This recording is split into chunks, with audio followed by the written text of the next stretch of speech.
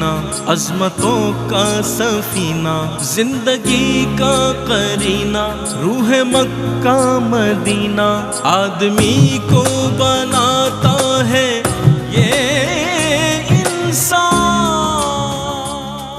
جی ناظرین، آپ کا خیر مقدم ہے۔ حقوق العباد کے حوالے سے آج بات ہو رہی ہے اور بہت اچھے انداز میں ہمارے تینوں علماء حضرات ماشاءاللہ گفتگو فرما رہے ہیں اور جوابات عنایت فرما رہے ہیں۔ اب ان محرکات کے حوالے سے علامہ لیاقت حسین اظہری صاحب سے میں جاننا چاہوں گا وہ کون سے محرکات ہیں علامہ صاحب کی جس میں ایک بندہ جو ہے وہ اپنے ہی جیسے بندوں کے حقوق غصب کرتا ہے اور ان کی حق تلفی کرتا ہے، اس قسم کی یعنی کہ چیزوں میں پایا جاتا ہے، تو کیوں مرتکب ہوتا ہے ایک بندہ جو ہے اپنے ہی جیسے بندوں کے حقوق تلف کرنے کے حوالے سے؟ جی رئیس بھائی، یہ بڑا اہم ترین سوال ہے کہ اس کے محرکات اور اس کی وجوہات کیا ہیں۔ ایک تو انسان جو ہے وہ نفسانی خواہشات کی پیروی کرتا ہے اور اپنی ان نفسانی خواہشات کے حصول کے لیے یہ نہیں دیکھتا ہے کہ اس کی وجہ سے دوسروں کے حق تلف ہو رہے ہیں اور میں کسی پر ظلم کر رہا ہوں۔ جیسے کہ آیت کریمہ پہلے بھی پڑھی گئی کہ افرائیت من اتخذ الہہ ہواہ، تم نے دیکھا کہ اس نے نفسانی خواہشات کو اپنا الہ بنا لیا، تو اس کی وجہ سے وہ پامال کرتا ہے دوسروں کے حقوق کو، اللہ کے حقوق کو بھی اور دوسروں کے حقوق کو بھی۔ دوسری ہوتی ہے تکبر۔ تکبر اور غرور جو ہے کہ اپنے آپ کو سپیریئر سمجھنا، اعلیٰ سمجھنا، اور دوسرا یہ تو کچھ بھی نہیں یار، کمتر لوگ ہیں جی، ایسے موچی مسلی ہیں، ان کی کیا حیثیت ہے، کہ اس کی وجہ سے جو ہے وہ دوسروں کے حقوق کو تلف کرتا ہے اور ان کے ساتھ زیادتی کرتا ہے، اور اس کو اپنا حق سمجھتا ہے، اس کو اپنا حق سمجھتا ہے کہ بھائی ہم تو اسی آئیں چودھری ہیں، سانوں تک ہی لوڑے، ہم یہ کریں گے تو کوئی مسئلہ نہیں ہے۔ تو تکبر اور غرور ایک وجہ ہوتی ہے۔ تیسری وجہ جو ہوتی ہے وہ حرص اور ہوس، لالچ جو ہوتی ہے دنیا کی، مال کی، جس کو قرآن نے ذکر فرمایا سورہ فجر کے اندر کہ وَتَأْكُلُونَ التُّرَاثَ أَكْلًا لَمًّا وَتُحِبُّونَ الْمَالَ حُبًّا جَمًّا، فرمایا کہ تم مال سے بہت محبت کرتے ہو اور جمع کرتے ہو، مال کو کھاتے ہو اور یہاں تک کہ وارثوں کا مال بھی کھا جاتے ہو۔ یعنی یہ ایک انتہا ہے کہ انسان جو ہے وہ اپنی بہن بیٹی کے ساتھ احسان کرتا ہے، اس کے ساتھ بھلا کرتا ہے، لیکن ہماری سوسائٹی کے اندر جہاں حج کا گراف بڑھتا جا رہا ہے، شاید دنیا کی لیڈنگ کے اندر ہم آئیں کہ جو سب سے زیادہ مسلمان حج پر جاتے ہیں، لیکن سب سے زیادہ ہمارے ہاں ہی بہنوں کا اور بچیوں کا حق کھایا ہوتا ہے، اور لوگوں کا مال کھا کے وراثت کے مال کو دبا کے، اور ہم یہ سمجھتے ہیں کہ یہ شب برات میں، لیلۃ القدر میں، رمضان میں یہ افطاری لگا دی، چلے گئے، ہمارے ساری کے سارے معافی ہو چکی ہے، ہمارے یہ سارے کے سارا بلیک جو ہے وہ وائٹ ہو گیا۔ ایسا کوئی بھی وائٹ نہیں، اسلام کے اندر کوئی شارٹ کٹ نہیں ہے، اسلام کے اندر کوئی ایم ایس ٹی اسکیم نہیں ہے، اچانک کوئی ایم ایس ٹی نکالیں کہ بھائی آپ کو بلیک کو وائٹ کرنا ہے تو آ جاؤ بھائی، آ جاؤ، بالکل موقع بہت اچھا ہے۔ ایسا کچھ بھی نہیں ہے، وائٹ وائٹ ہے، بلیک بلیک ہے، اس کو کسی صورت کے اندر نہیں کیا جا سکتا۔ تو لالچ اور حرص اور ہوس جو ہوتی ہے وہ انسان کو، کسی کی زمین کو غصب کر لیا، ابھی تھوڑا سا باہر نکال لو، برابر والے کا گھر ہے بھائی، اس کی ہوا بند ہو رہی ہے، اس کی زمین کے اندر کچھ کیا ہوتا ہے یار، تھوڑے سے کچھ نہیں ہوتا، اور کیا کر لے گا یار۔ خاص طور پر نبی کریم صلی اللہ علیہ وسلم نے زمین کے حوالے سے فرمایا کہ کسی کی کتنی بھی زمین، اعلیٰ حضرت نے فرمایا کسی کی بارش پر زمین بھی ہوگی تو فرمایا کہ اس پر بھی پوچھا جائے گا، اور کئی زمینیں اس کے گلے کا توق بنے گی کہ تم نے یہاں پر زمین غصب کی ہے۔ تو آج ہمارے ہاں یہ سمجھا جاتا ہے، جیسے مصعب نے ابھی واقعہ بیان کیا، کسی کی خالی زمین پڑی ہوئی ہے، کسی کا خالی پلاٹ پڑا ہوا ہے، چل بھائی اس کو قبضہ کر لو۔ اور ہم کراچی والوں پر تو بہت ہی زیادہ ہے یہ، ذرا سے کسی کی آنکھ چونکی اور پتہ چلا بھائی اس کو جو ہے وہ لے کے چلا گئے، اور آ کے بیٹھ کے لوگ، اور اس کو نکالنے کے لیے بہت بڑا سسٹم چاہیے۔ تو بظاہر ہمیں یہ لگتا ہے اس دنیا کے اندر کہ یہ حرص و ہوس، یہ طاقت اور یہ نفسانی خواہشات کی خاطر ہم دوسروں کے حقوق کو غصب کر کے، اور رئیس بھائی دوسری بات یہ ہے کہ ہم یہ سمجھتے ہیں کہ دوسروں کے حق کو غصب کر کے، دوسروں کے گھروں کو جلا کے، ان کو اندھیرا کر کے ہم اپنے گھر کو روشن کر لیں گے، دوسروں کے ساتھ زیادتی کر کے، رشوت لے کے، دھوکہ دہی کر کے ہم اپنے بچوں کو خوشیاں دے سکیں گے، ان کے فیوچر کو برائٹ کر سکیں گے۔ آپ کسی بھی راشی سے پوچھیں، رشوت خور سے پوچھیں کہ بھئی یہ کیا کر رہے ہو تم، یہ کیوں کرتے ہو؟ بچوں کے مستقبل کو روشن کر رہا ہوں، کہ بس بچوں کے فیوچر کو برائٹ نہیں، بالکل ڈارک بلیک کر رہے ہو، اپنی قبر کو بھی برباد کر رہے ہو۔ کل اللہ کی بارگاہ کے اندر پوچھا جائے گا، اور کتنا ظلم ہے یہ کہ ہم جس اولاد کے لیے اپنی قبر کو، میدان معاشر کو، آخرت کو تباہ و برباد کر رہیں گے، آپ کیا سمجھتے ہیں کہ یہ حرام کھلا کے ہم جائیں گے وہ پیچھے سے ہاتھ اٹھا کے ہمارے لیے دعا کر رہے ہوں گے، ہرگز نہیں. وہ مسجدیں بنوا رہے ہوں گے، مدرسے بنوا رہے ہوں گے، دین کا کام کر رہے ہوں گے کہ ہمارے باپ کے لیے. وہ کہیں گے بھائی دفعہ ہو گیا چلا گیا. ایسے بھی دیکھیں کہ ان کے پاس جنازہ پڑھنے کا بھی وقت نہیں ہوتا ہے کہ ہمارے پاس ٹائم نہیں ہے، وی آر ویری بزی، ہم بہت زیادہ ورکنگ ڈے کے اندر مصروف ہیں، باہر دنیا کے اندر ایسا بھی پتہ چلا ہے. تو یہ آپ سمجھ لیجئے کہ کسی کے گھر کو نقصان پہنچا کے، کسی کی چیزوں کو غصب کر کے آپ جو ہے، اور پھر رفع عامہ، دیکھیں نا ہمارے شہر کے اندر بھی ایسا ہوا ہے کہ رفع عامہ کی چیزوں کو، کہ ایک علاقہ ہے وہاں کے جو سیوریج لائن ہے، پائپ لائن ہے، جو سسٹم ہے، وہ ایک 5 لوگوں کا ڈالا ہے اور اس پہ ہم نے 50 لوگ کھڑے کر دیے. اب وہ سارا بالکل کلیپس کر گیا، برباد ہو گیا، تباہ ہو گیا. تو یہ ہم حقوق لوگوں کے غصب کر کے، اور ہم یہ سمجھ رہے ہیں کہ بھئی بہت بڑے بلڈر بن گئے شہر کے اندر، نام ہو گیا، بلے بلے بلے تباہی پھیر کے رکھ دی. یہ یہاں پر نام ہو گیا ہے، وہاں پر تباہی بربادی تمہاری نکلے گی. بالکل ایسا ہی. یہ وہ باتیں ہیں کہ جو ہمارے گرد و پیش نظر آتی ہیں، ہم خاموش نظر آتے ہیں اس پہ، جبکہ اس کے لیے جو وعیدات ہیں وہ بہت سخت ہے.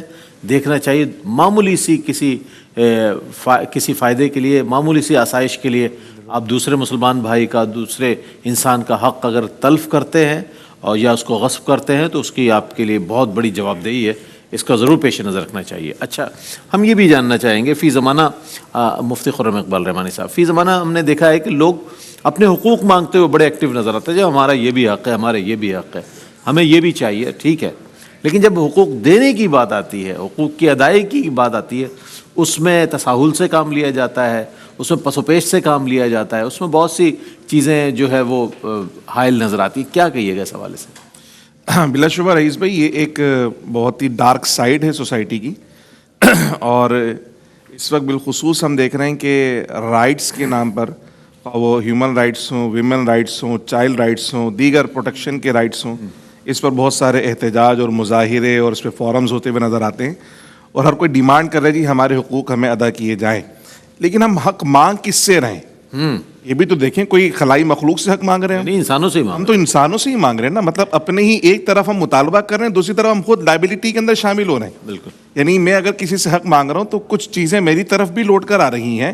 تو یہ تھوڑا سا ہمیں اس بارے میں دیکھنا چاہیے. اور اسلام کا جو نظام ہے حقوق اور فرائض اور ذمہ داری کے حوالے سے، وہ اتنا کامل ہے اور اتنا خوبصورت ہے اور اتنا منظم، بلکہ انٹیگریٹڈ ہے، مربوط ہے. یعنی بالکل وہ اتنا مربوط ہے کہ اگر کوئی شخص اپنی ذمہ داریاں ادا کر رہا ہے تو وہ دوسرے کے حقوق خود بخود ادا کر رہا ہے. بالکل. جیسے مثال کے طور پہ ہم دیکھیں کہ اگر شوہر پر یہ حق ہے، یہ شوہر کی ذمہ داری ہے کہ وہ اپنی بیوی کا نفقہ ادا کرے. جی. تو اگر شوہر اپنی ذمہ داری پورا کرے گا تو خود بخود بیوی کا حق ادا ہوتا چلا جائے گا. باپ پر ذمہ داری ہے کہ اپنے بچوں کی پرورش کرے، کفالت کرے. تو باپ اگر اپنی ذمہ داری پوری کرے گا تو پھر بچوں کو ڈیمانڈ نہیں کرنا پڑے گا جی ہمارے حقوق پورے کریں، بچوں کا خود بخود ادا ہوتا چلا جائے گا. اسی طرح سوسائٹی میں جتنی بھی کیفیات ہمیں رائٹس کی نظر آتی، حقوق کی نظر آتی ہیں، تو وہ رائٹس آپ یہ سمجھے بعد میں ڈیوٹیز پہلے ہیں. اور ہمیں تو تعلیم ہی یہ دی گئی ہے کہ آتو کل ذی حق حقہ، کہ ہر صاحب حق اس کو حق دینا چاہیے. ہماری ڈیوٹی ہے، ہماری ذمہ داری ہے. اور پھر ہمیں یہ سکھایا جاتا ہے، اسلام کے اندر بالخصوص یہ بتایا جا رہا ہے، ہم جو علماء کی گفتگو سن رہے ہیں، کہ جس کا حق ہم نے دبایا بھلے وہ مطالبہ کرے نہ کرے، لیکن اصل مطالبہ تو اللہ سبحانہ و تعالیٰ کی جانب سے کہ اس کا حق ادا کرو. بے شک. یعنی اس مظلوم کی طرف سے، صاحب حق کی طرف سے اصل مطالبہ کرنے والی ذات اللہ سبحانہ و تعالیٰ کی ہے کہ یہ میرا بندہ ہے اور میں نے اس کا حق تم پر یہ لازم کیا تھا. وہ بندہ ڈیمانڈ کرے یا نہ کرے، لیکن تم نے اس کا حق ادا کرنا ہے. ہو سکتا ہے کہ وہ کمزور ہے، مجبور ہے، لاچار ہے، یا اس کے پاس اتنے وسائل نہیں کہ اپنے حقوق تم سے مانگ سکے.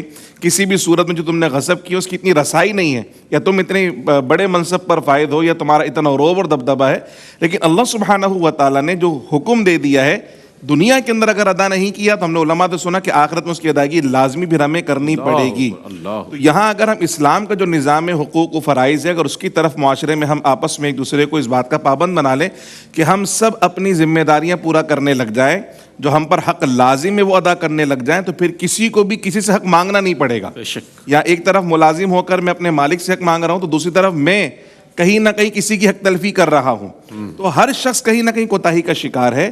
تو اسلام کا یہ جو نظام حقوق و فرائض ہے وہ ہمیں اس بات کا پابند بناتا ہے کہ ہم اپنی ذمہ داریاں پوری کریں. جب اپنی ذمہ داریاں پوری کریں گے تو انشاءاللہ حقوق خود بخود ادا ہوتے چلے جائیں گے. کیا کہنا ہے؟ سبحان اللہ، سبحان اللہ. اچھا قبلہ مفتی محمد اکمل مدنی صاحب سے یہ گزارش بھی کروں گا، اور یہ اب جو جواب آ رہا ہے وہ ایک ایسا جواب ہوگا کہ جس میں ہم بہت ساری چیزوں کو سمجھ کر اگر اپنا لیں گے انشاءاللہ تو بہت بڑے وبال سے بچ سکتے ہیں. قبلہ یہ فرمائیے گا خود کو حقوق کی ادائیگی کا عادی کیسے بنایا جائے, اس پر کچھ روشنی ڈالیے. جی اس میں کچھ امور انتہائی امپورٹنٹ ہیں. سب سے پہلے تو اس بات کی معرفت کہ مجھ پر کس کا کیا کیا حق ہے, یہ علم سیکھنا بہت ضروری ہے. میں اکثر یہ آپ کو شکوہ کرتا نظر آتا ہوں کہ ہمارے گھروں میں کچھ چیزیں رسمی طور پر رائج ہو گئی ہیں اور ہم اس سے باہر نکلنے کے لیے تیار نہیں ہیں. بالکل ایسا ہی. باہر نکلنے کا مطلب کہ اصل دین کو جاننا. ہمارے کیا ہے کہ بچہ بڑا ہوا, ناظرہ پڑھایا, حفظ کروا دیا 6 کلمے, ایمان مفصل, ایمان مجمل, پھر اس کے بعد جو ہے وہ نماز سکھا دی, سنت کے مطابق دعائیں, تھوڑے سے آداب وغیرہ سنن آداب, بس کامل ہو گیا بچہ. چلیں پھر وہ باہر گیا, مسجد میں چلا گیا, اور چیزیں اس نے سیکھ لیں. لیکن یہ بہت ہی میں نے کوتاہی دیکھی ہے کہ باقاعدہ کس کا کیا حق ہے وہ بیان کر کے اس کی ادائیگی کے طریقے کیا ہیں اس کا شعور دینا. تو یہ بہت ضروری ہے کہ جو گھر والے ہیں, سرپرست ہیں, وہ سب سے پہلے اس کو علم حاصل کریں اور پھر ایک دوسرے کا حق احسن طریقے سے ادا کریں. بچوں کے لیے خاص طور پہ اس سلسلے میں رول ماڈل بنیں. اس طرح ٹیچرز بہت بڑا کردار ادا کر سکتے ہیں کہ وہ حقوق کے بارے میں بچوں کو بتائیں اور خود حقوق ادا کر کے دکھائیں. جیسے اسٹوڈنٹس کے کچھ حقوق ہوتے ہیں ان کو بتائیں, ایسے ہی اپنے بچوں کو بچوں کو سمجھائیں کہ جب آپ گھر میں جاتے ہیں تو پیرنٹس کا کیا حق ہے, تمہیں یہ حق ادا کرنا ہے. ہم اسے دوسرے نام دے دیتے ہیں بہرحال, لیکن باقاعدہ حق کا لفظ استعمال کر کے اور بچوں کو شعور دینا, اس کا پریکٹیکل کروانا انتہائی ضروری ہے. ایسی مساجد کے اندر ائمہ اس میں بہت بہترین کردار ادا کر سکتے ہیں کہ جمعے میں پبلک آتی ہے, بعض اوقات بہت زیادہ لوگ ہوتے ہیں, مارکیٹ کی مسجدوں میں بہت سارے لوگ ہوتے ہیں, ان کو یہ شعور فراہم کرنا کہ حق کیا ہے اور آپ حق تلفی کر رہے ہیں تو دنیا میں کیا وبال ہے اور آخرت میں کیا وبال ہے, تاکہ شعور بیدار ہو. ایک آدمی اپنے جرم کو سمجھے, اپنی کوتاہی کو سمجھے, اس کو احساس جرم ہو, احساس ندامت ہو. کتنے لوگ ایسے ہیں کہ جب اس کا شعور فراہم کیا گیا, آپ یقین کریں جا کے اپنی ازواج سے معافیاں مانگی ہیں. مجھے اس کی نالج ہے, مطلب لوگ فیڈ بیک جو دیتے ہیں کہ ہم نے معافی مانگی کہ بھئی واقعی مجھے یہ توجہ نہیں تھی کہ تمہارا یہ حق تھا اور میں عرصہ دراز سے کوتاہی کرتا رہا, تو مجھے معاف کر دو. ایسے کتنی بہنوں نے اپنے شوہروں سے معافی مانگی, حتیٰ کہ پیرنٹس نے اپنے بچوں سے معافی مانگی. کہ بعض اوقات بچوں میں مساوات قائم کرنا یہ بچوں کا حق ہوتا ہے, لیکن ماں باپ کسی 1-2 بچوں کی طرف زیادہ مائل ہوتے ہیں اور دوسرے کو ذلیل کرتے رہتے ہیں, اس کی انسلٹ کرتے ہیں سب کے سامنے, یا لڑکا لڑکی کے اندر ڈفرینس پیدا کر دیتے ہیں, بچے کو لڑکے پہ زیادہ توجہ, بچی پہ کم, جس سے وہ مسلسل احساس کمتری کا شکار ہو رہی ہوتی ہے. تو پھر جب ان کو احساس ہوتا ہے تو پھر وہ اپنے بچوں سے بھی معذرت کرنے میں شرم محسوس نہیں کرتے ہیں. تیسری چیز جو بہت ضروری ہے وہ آخرت کو یاد رکھنا. دنیا جو ہے یہ ابھی ختم ہو جائے گی, اپنے سے پہلے والوں کو دیکھیں اور خصوصاً اپنے اطراف میں دیکھیں. ہمیں لمبی زندگی کی امید نے کوتاہیوں کے اندر مبتلا کر دیا. اچھا کر لوں گا, بہت سے کا شعور بھی رکھتے ہیں کر لیں گے یار, بنگلہ قبضے میں کر رکھا ہے, پلاٹ قبضہ کر رکھا ہے, بعد میں دے دوں گا واپس, اور پھر اچانک موت آتی ہے اور آدمی وہاں پہنچ جاتا ہے. اور چونکہ پھر ہم نے اپنے گھر والوں کو اچھا راستہ تو دکھایا نہیں ہوتا, شب برات پر گلاب کے پھول ڈلیں گے بس, پورا سال بچہ نہیں آئے گا, نہ آپ کے ہاتھ اٹھا کر دعا کرے گا. اور میں نے تو ایسے ایسے منظر دیکھے ہیں حضرت کے بیٹے کو جنازے کی نہ دعا آتی ہے نہ نماز آتی ہے, یوں ہاتھ باندھ کے کھڑا ہو گیا, دائیں بائیں دیکھ رہا ہے کون کیا کر رہا ہے, بس ویسے ہی آخر میں بس سلام وہ دیکھ لیا اس نے کہ سلام پھیرنا ہے, کر لیا, باقی خاموش کھڑے ہوئے, آتا ہی نہیں ہے. وہ کیا پھر قبر کے اوپر آئے گا. اس لیے میدان معاشر کی گرفت کے اوپر توجہ کریں کہ آج اگر ہم نے حق العبد میں کوتاہی کی, اس کا تدارک نہیں کیا, تو وہاں پر بڑی سخت گرفت ہو سکتی ہے. یہ چیزیں تھوڑی سی جمع ہو جائے نا تو پھر انشاءاللہ ہم یہ تو نہیں کہتے کہ ایک دم معاشرہ بدل جائے گا, لیکن چلے ہم کوشش کرتے ہیں, قطرہ قطرہ ملے گا انشاءاللہ دریا بنے گا. جہاں تک جو میری ذمہ داری ہے میں اس کو پوری کروں, آپ کی ہے آپ پوری کریں, حضرات کی حضرات پوری کر رہے ہیں, تو جہاں تک ہمارا فیض ہو سکتا ہے ہم کوشش کرتے ہیں. باقی سب لوگ اگر مل کر اس میں تعاون کریں اور حق تلفی کے خلاف ایک جہاد قائم کر لیں, ایک مطلب مجاہدانہ کوشش کریں, تو بہت بڑے پیمانے پر کام ہو سکتا ہے. بہت بڑی بات, بہت اچھی بات ہے. یعنی کہ بہت زیادہ گہرا اندھیرا ہو اور اگر کسی روزن سے کوئی روشنی آ رہی ہو تو وہ بھی میں سمجھتا ہوں کافی ہوتی ہے اور وہ بھی بڑی غنیمت سمجھی جاتی ہے. اسی طرح اس مختصر وقت میں جو علماء حضرات بیانات فرما رہے ہیں, اپنی پوری زندگی ہول لائف پر آپ نظر ڈالیں اور ایک نقدانہ نظر ڈالیں, میں تو کہتا ہوں, تب آپ کو اندازہ ہوگا کتنی کتنی کوتاہیاں آپ سے ہو گئی. لا علمی میں ہوئی, ڈیفینیٹلی لا علمی میں ہو گئی, آپ نے اس کو محسوس نہیں کیا, اس کو اہمیت نہیں دی. تو اس حوالے سے آج کا پروگرام بہت اہم ہے. آج کا موضوع ایک مختصر سا وقفے کے بعد حاضر ہوتے ہیں, ہمارے ساتھ رہیے گا. جی ناظرین، آپ کا خیر مقدم ہے حقوق العباد کے حوالے سے اور اس میں کوتاہی پر جو وبال ہے اس کے حوالے سے اب تک جتنی باتیں ہوئیں، یقین جانیے کہ وہ ساری باتیں، اس میں سے بہت سی باتیں ایسی ہوں گی کہ جو آپ کے لیے نہیں ہوں گی کہ ہم سے تو یہ بھی ہو گیا، ہم تو یہ بھی کر گزرے، ہمیں تو معلوم ہی نہیں تھا، ارے ہمیں تو کسی نے بتایا نہیں آج تک. یہ ساری چیزیں ڈیفینیٹلی آپ کی، لیکن خفت محسوس ہوتی ہے کسی کو بتانے میں کہ ہم سے تو یہ ہو گیا، چونکہ اب ظاہر خفت تو ہوگی، شرمندگی تو ہوگی، لیکن کیا ہے کہ آخرت کے عذاب سے بچنے کے لیے اور وہاں کی پکڑ سے بچنے کے لیے آج کچھ کر لیں، سنجیدگی سے غور کر لیں اس بات پر. اب جناب حق تلفی تو ہو گئی ہے، جناب ہو گئی آپ کی زندگی میں. علامہ لیاقت حسین صاحب فرمائیے گا اس حوالے سے، حق تلفی ہو جائے تو تلافی کیسے ممکن ہے، اس کے حوالے سے بھی ارشاد فرمائیے گا. دیکھیے حق تلفی اگر تو آپ نے کسی کا مال غصب کیا ہے یا پھر آپ نے کسی کی زمین غصب کی ہے، وہ تو آپ کو واپس کیے بغیر کسی صورت کے اندر نہیں ہے. سب سے پہلے آپ کو جو حق تلفی ہوئی ہے اس کو واپس کریں گے اور پھر اللہ کی بارگاہ کے اندر آپ توبہ کریں گے اور اس بندے کو دینے کی وجہ سے جو ہے اس سے معذرت بھی کریں گے کہ میں نے آپ کا یہ حق مارا ہے. تو رئیس بھائی ایسی چیز کہ جو فزیکل طور پر آپ نے کسی کی قبضہ کی ہے، کسی کا مال، کسی کی زمین، وہ آپ کو واپس کرنی پڑے گی. دوسری وہ چیز ہے جیسے علامہ مفتی خرم صاحب نے فرمایا کہ آپ نے کسی کا تمسخر اڑایا، کسی کا مذاق اڑایا، کسی کی غیبت کی ہے. دیکھیں اس کے لیے یہ ہے کہ یا تو آپ جو ہے اسے معافی مانگے. اصول تو یہ ہے کہ آپ اس سے کھلے دل کے ساتھ معافی مانگے کہ مجھ سے یہ غلطی ہوئی ہے اور میں اس پر آپ سے معذرت چاہتا ہوں.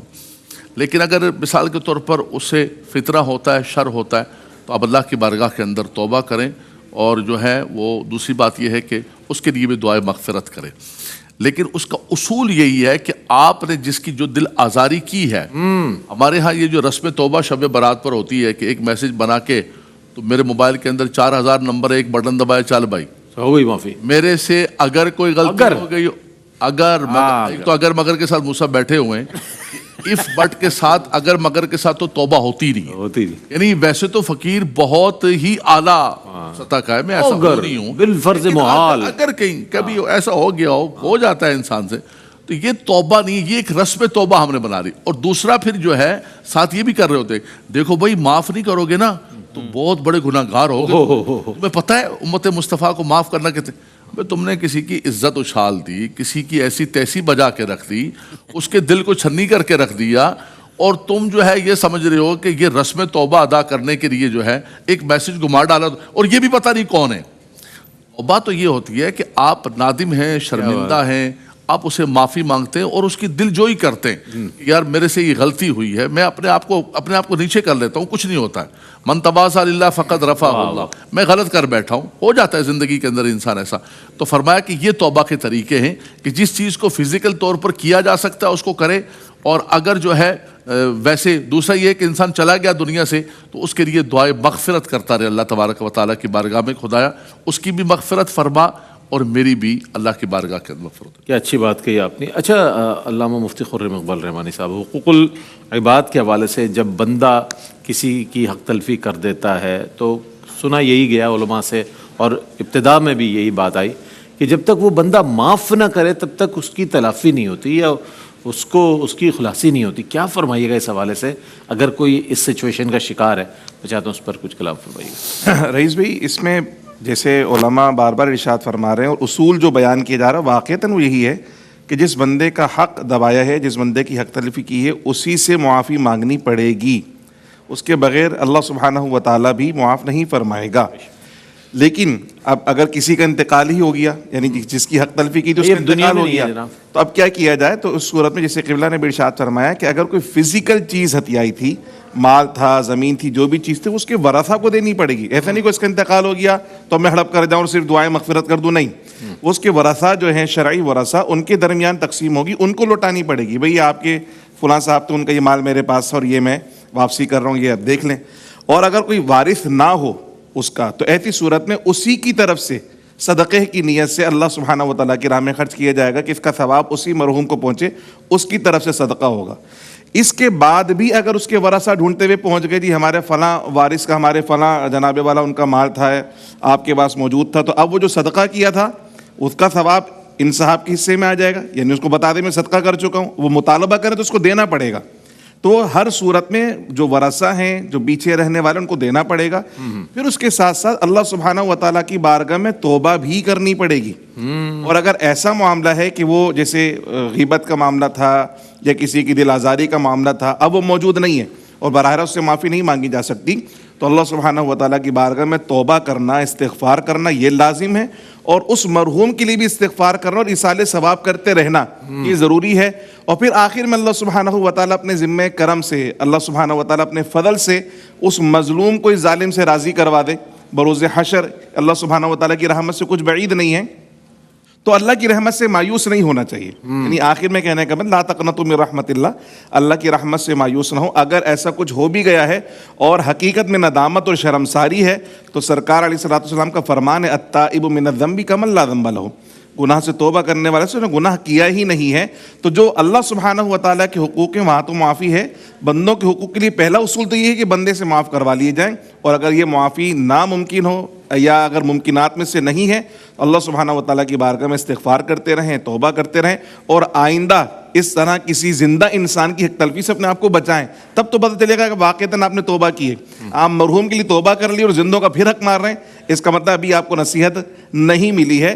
تو اسی وقت توبہ قابل قبول ہے کہ آئندہ بھی کسی دوسرے کا حق نہیں دبائیں گے، اور جس کا حق دبایا ہے زندگی میں کوشش کر لیں کہ معافی مانگ لیں. وگرنہ جیسے ابتدا میں بھی حدیث شریف بیان کی گئی ہے کہ آخرت میں جب بدلہ دینے کی بات آئے گی تو وہاں درہم و دنانیر نہیں ہوں گے، وہاں نیکیاں ہوں گی. اور زندگی بھر کی نیکیاں اگر اس کے نام اعمال میں چلی گئیں اور یہاں کچھ بھی نہیں بچا اپنے ذمے پاس آخرت میں بخشش و مغفرت کے لیے، تو پھر اللہ سبحانہ و تعالیٰ کی بارگاہ میں سوائے اس کے کرم کے اور کوئی دوسرا آسرا نہیں ہے. اس لیے آخرت کے خسارے سے بچنے کے لیے کوشش کرنی چاہیے.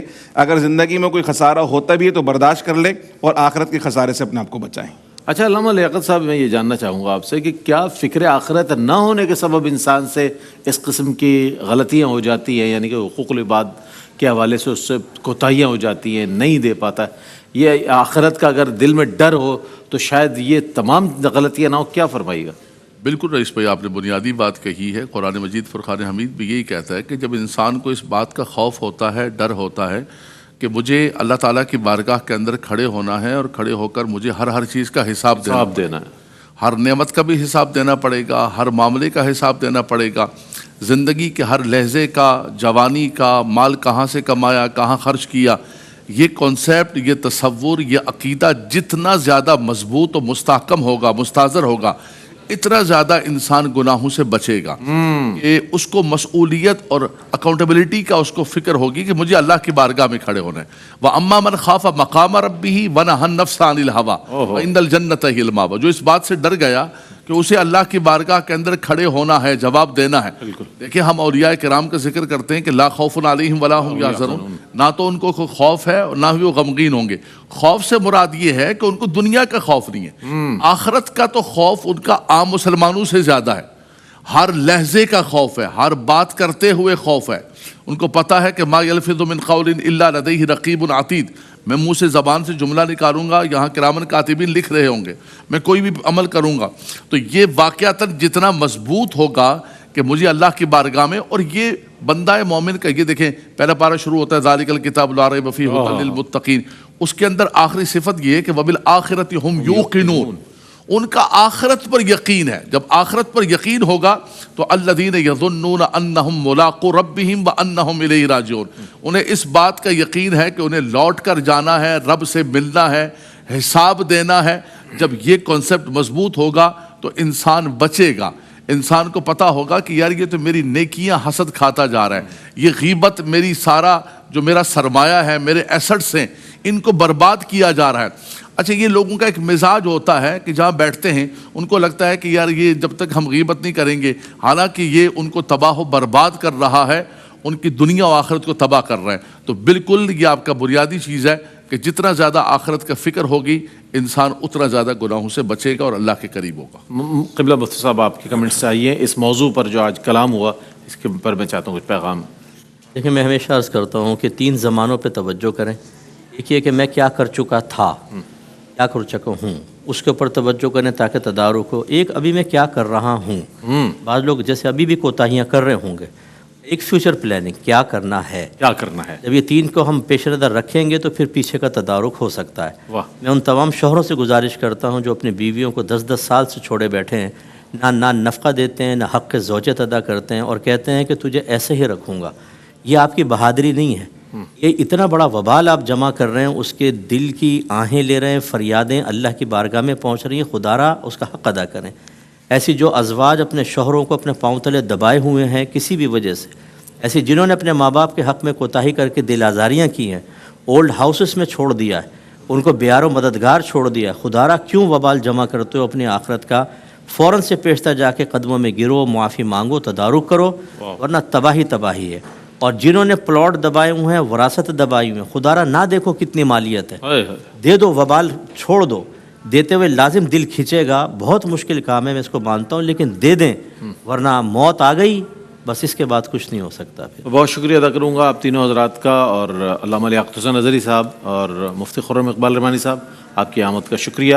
اور قبلہ مفتی محمد اکمل مدنی صاحب کنٹینیو کریں گے ہمارے ساتھ. اگلا جو سیگمنٹ ہے وہ ہے اظہار عقیدت کا, اور اس کے فوراً بعد جو ہے آپ کے مسائل کے حل کے ساتھ ہم حاضر ہوں گے, جس میں قبلہ مفتی محمد اکمل مدنی صاحب آپ کے لائیو سوالات کے جوابات انشاءاللہ ارشاد فرمائیں گے. یہاں سے آپ اپنے اپنے سوالات کو کمپائل کر لیں, جلدی جلدی اپنے پاس سے یکجا کر لیں. اور اگلا جو سیگمنٹ ہے اظہار عقیدت, اس میں حضرت منور بدایونی رحمۃ اللہ علیہ کو ہم ٹریبیوٹ پیش کریں گے. وقفے کے بعد ہمارے ساتھ رہیے گا. رحمتوں کا مہینہ, عظمتوں کا سفینہ, زندگی کا قرینہ, روح مکہ مدینہ, آدمی کو بناتا ہے